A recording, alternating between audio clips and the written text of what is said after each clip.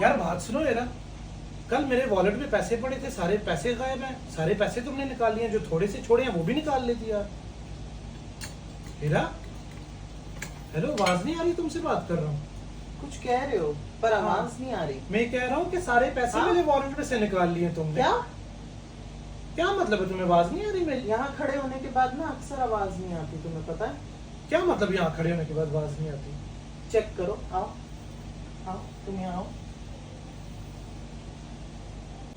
कल रात को फोन पे किससे बातें कर रहे थे? हाँ कल रात को फोन पे किससे बातें कर रहे थे? यार तुम ठीक कह रही हो, इस जगह में कुछ प्रॉब्लम है। यहाँ पे खड़े होके ना आवाज नहीं आती। देखा, यहाँ खड़े होके आवाज नहीं आती। हाँ यार तुम सही कह रही हो, यहाँ पे खड़े होके आवाज नहीं आती। पर चलो, अब जिस बात की आवाज ही नहीं आती तो उस बात के पीछे पड़ के क्या करना। आप खैर अपना काम करो, नो प्रॉब्लम।